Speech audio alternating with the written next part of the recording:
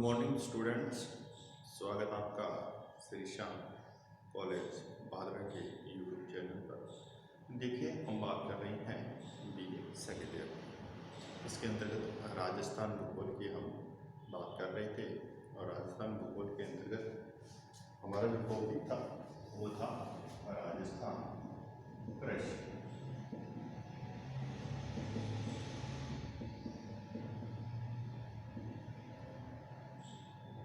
राजस्थान कृषि की बात कर रहे थे तो देश की कृषि के जो विशेषता स्वयं पाई जाती हैं, मानसून की अनिश्चितता, अनियमितता और असमानता की बात की जाती है, तो वही यहाँ पर राजस्थान में भी हमें स्पष्ट होता है। और ये जो हम देख रहे हैं कि राजस्थान का पश्चिमी क्षेत्र है वर्षा का अभाव पाया जाता है, दक्षिण पूर्वी क्षेत्र है वहाँ पर वर्षा अधिक पाई जाती है, जिसके कारण क्या है उत्पादन में भी अंतर स्पष्ट होता है। और इस आधार पर हमने देखा था कि जो जलवायु है वो जलवायु उत्पादन, जो फसलों के उत्पादन है उस उत्पादन में क्या कर देती है, भिन्नता उत्पन्न करती है। और उसी जलवायु की भिन्नता के कारण हमने देखा था कि फसलों के जो प्रकार हैं वो कितने प्रकार की फसलें पाई जाती हैं और उन्हीं फसलों की हम बात करें। तो राजस्थान में जो उत्पादित फसलों को फसलें होती हैं, उत्पादित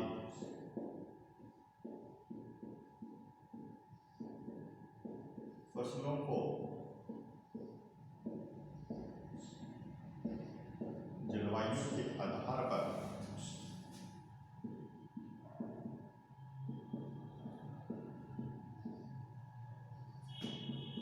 कितने भागों में विभाजित किया गया है? 3 भागों में विभाजित किया गया है। 3 भाग कौन कौन से हैं? देखिए, सबसे पहले हम बात करते हैं रबी की फसल। रबी की फसल जो है वो किस समय बोई जाती है और किस समय काटी जाती है, ठीक है। तो ये एक समय होता है, उस समय के अकॉर्डिंग हम देखेंगे। देखिए, रबी की फसलें अक्टूबर नवंबर से लेकर मार्च अप्रैल, ये जो समय है ये किस प्रकार की फसल का समय है? रबी की फसल का समय है। अक्टूबर नवंबर से मार्च अप्रैल तक का जो समय। और इस समय में कौन कौन सी फसलें बोई जाती हैं? अब ये समय देखा जाए तो इसके मध्य आपको क्या स्पष्ट होती है? शीत ऋतु स्पष्ट होती है ना। इसके मध्य जो ऋतु है वो कैसी है? शीत ऋतु। तो ये जो फसलें होंगी ये कौन सी होगी? शीतकालीन फसलें। इस समय अवधि के मध्य कौन सी फसलें? शीतकालीन फसलों को बोया जाता है और उन्हीं को हम क्या कहते हैं? रबी की फसल। अब फसलों की बात की जाए तो गेहूं, जो चना, सरसों, मटर आदि, ये सारी की सारी फसलें किस प्रकार की हैं? ये हैं रबी की फसलें, ठीक है। रबी की फसलों में गेहूं, जो चना, सरसों, मटर, ये सारे के सारे आते हैं। अब देखिए, दूसरी फसल की बात की जाएगी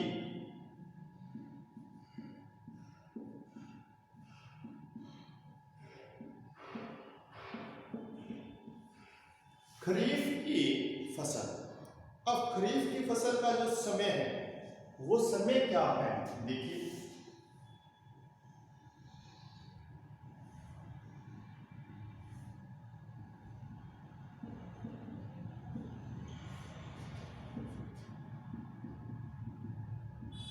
जुलाई अगस्त से लेकर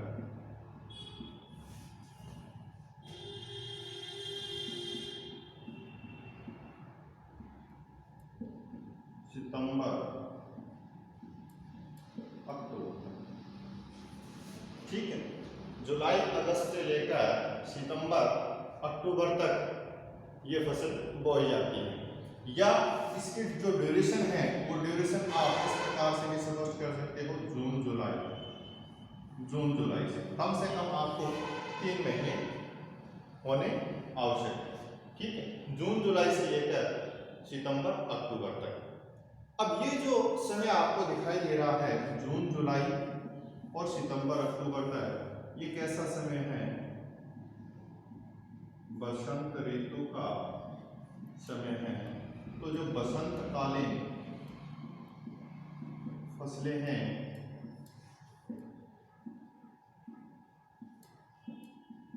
उसका उत्पादन किया जाता है। बसंतकालीन फसलों का उत्पादन किया जाता है, वो खरीफ की फसलें होती हैं। अब देखिए इसके अंतर्गत फसलों की बात की जाए, चावल, बाजरा, जवार, कपास, मूंगफली, मूंग, मोठ आदि फसलें क्या हैं? कौन सी फसलें हैं? खरीफ की फसलें मानी जाती हैं, ठीक। अब देखिए तीसरी फसल की बात की जाएगी,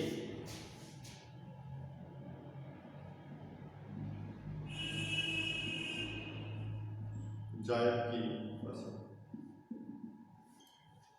अब बीच का जो समय बच गया,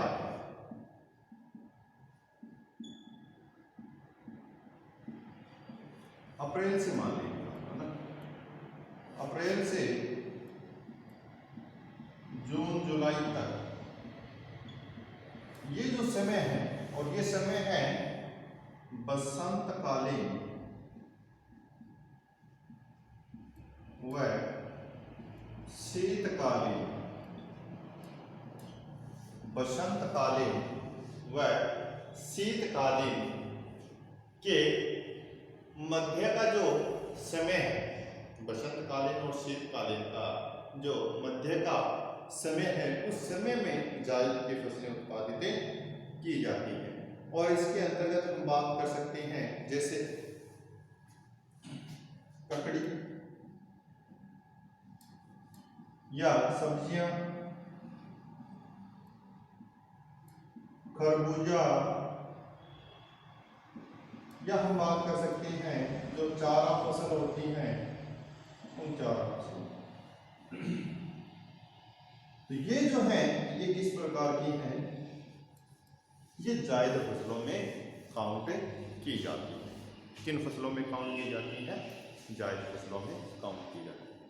तो जो राजस्थान में उत्पादित फसल है वो जलवायु के आधार पर 3 प्रकार से हैं: रबी की फसल, खरीफ की फसल और जायद की फसल। इनमें कई बार क्या होता है, इनकी जो समय अवधि है उन समय अवधि में डिस्टर्बेंस उत्पन्न हो जाता है।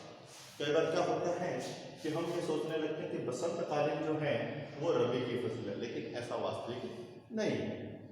रबी की जो फसल है वो शीतकालीन फसलों में काउंटेड होती है।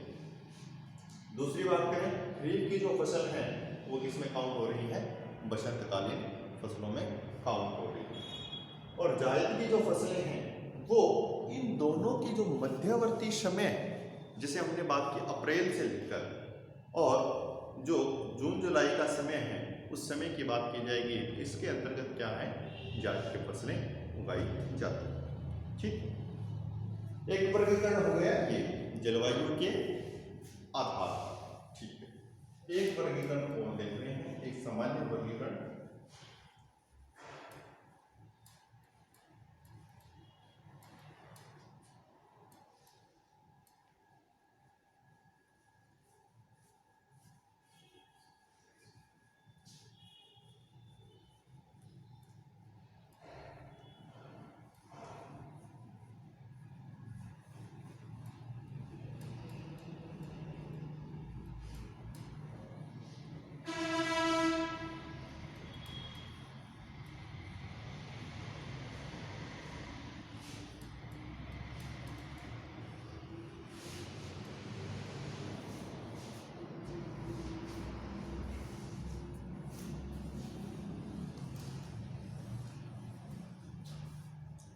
दूसरा जो वर्गीकरण है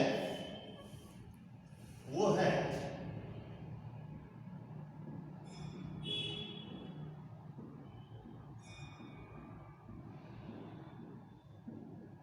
फसलों का उपयोग के आधार पर, फसलों का उपयोग के आधार पर वर्गीकरण। और कितने भागों में बांटा गया उपयोग के आधार पर? मुख्य रूप से हम दो ही देख रहे हैं। कितने देख रहे हैं? दो भाग ही देख रहे हैं। वो दोनों भाग कौन कौन से हैं? देखिए, पहला है खाद्यान्न फसलें। कौन सी फसलें? खाद्यान्न फसलें। अब ये कौन सी फसलें होती हैं? वे फसलें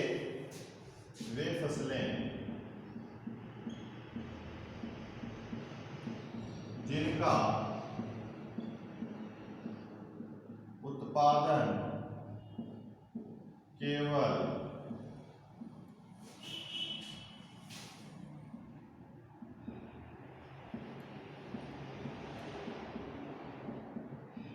खाद्य पदार्थों की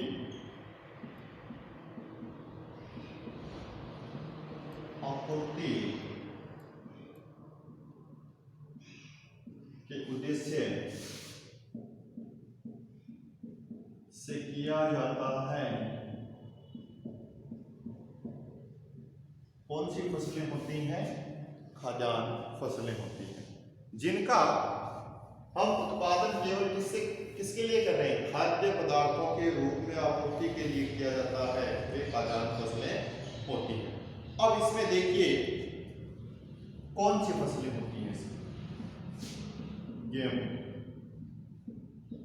चावल, बाजरा, दालें आदि। अब थोड़ी देर पहले हमने देखा था कि गेहूं को हम अलग रख रहे थे, चावल को अलग रख रहे थे, बाजरे को अलग रख रहे थे, लेकिन यहां पर ये फसलें क्या आ गई? एक साथ में आ गई। तो वो जो वर्गीकरण था वो था जलवायु के आधार पर। ये जो वर्गीकरण है ये है उपयोग के आधार पर। इसलिए खाद्य पदार्थों के रूप में गेहूं का इस्तेमाल भी करते हैं और चावल का इस्तेमाल भी हमें करते हैं। ठीक, चलिए दूसरा जो प्रकार है इसका व्यापारिक फसल। व्यापारिक फसल ये कौन सी फसलें होती हैं? देखिए, जिन फसलों का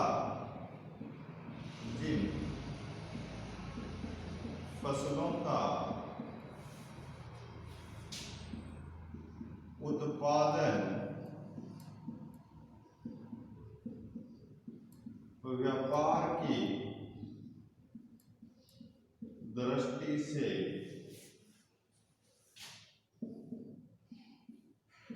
किया जाता है, या हम कह सकते हैं अर्थात जिनसे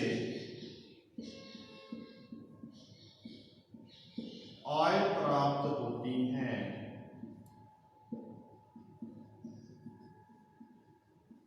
वो फसलें कौन सी होती हैं? व्यापारिक फसलें होती हैं। और ऐसी फसलों की बात की जाएगी तो इसमें कौन सा आएगा? जैसे कपास, गन्ना, तंबाकू, रबर आदि। ये फसलें कौन सी हैं? व्यापारिक है।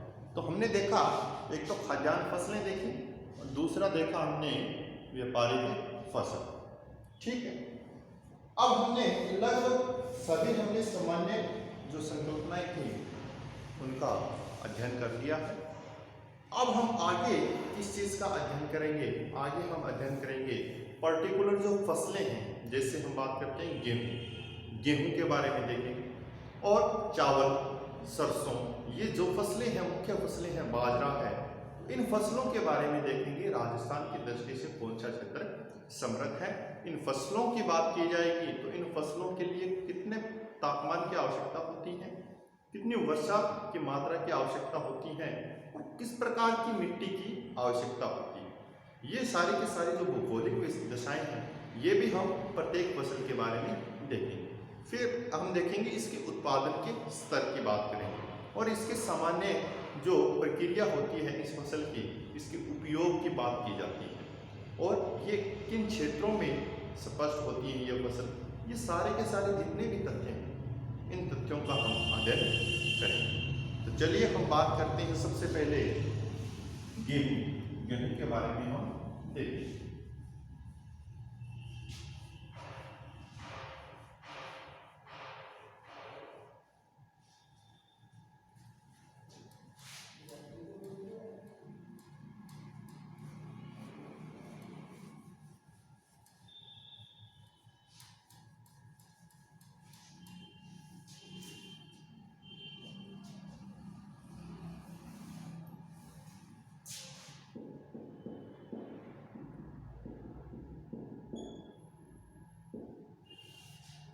गेहूं की बात की जाती है तो सबसे पहले हम देखते हैं कि ये जो पौधा है, गेहूं का जो पौधा है वो किस प्रकार की जलवायु में पनपता है।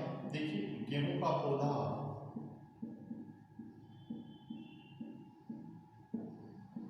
जो शीतोष्ण कटिबंधीय जलवायु है वहां पर आपको स्पष्ट होता है। या हम कह सकते हैं गेहूं शीतोष्ण जलवायु का पौधा है।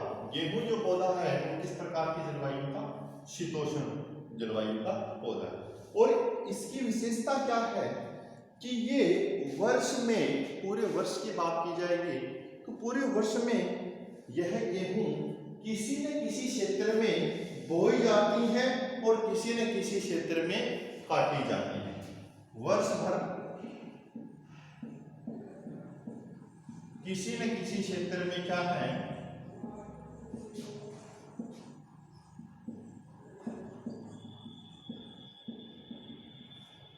या तो बोई जा रही है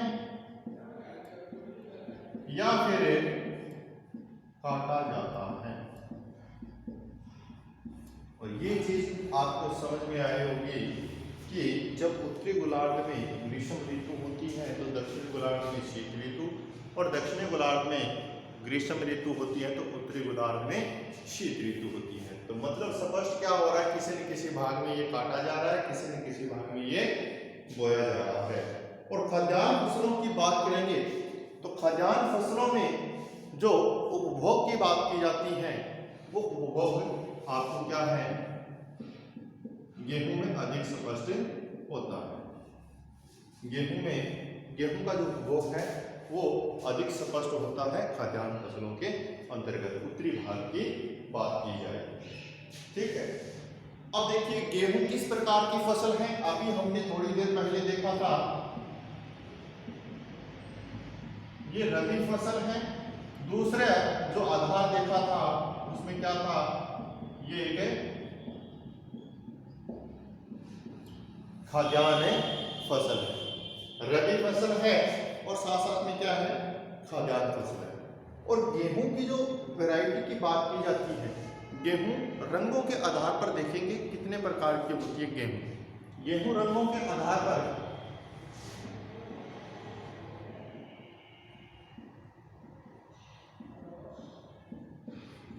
मुख्य रूप से दो, एक गेहूं होती है लाल और दूसरी गेहूं होती है सफेद। जो लाल गेहूं होती है उसको हम क्या बोलते हैं, मैक्रोनी बोलते हैं। ठीक है, और जो सफेद गेहूं होती है वो कौन सी होती है, सामान्य जो गेहूं होती है वो सफेद होती है। ठीक है, अब इसके अलावा इसके उपयोग की बात की जाए तो वो उस उपयोग के बारे में हम नेक्स्ट क्लास में चर्चा करें। आज के लिए इतना ही। आशा करते हैं कि आपको वीडियो अच्छा लगा हो।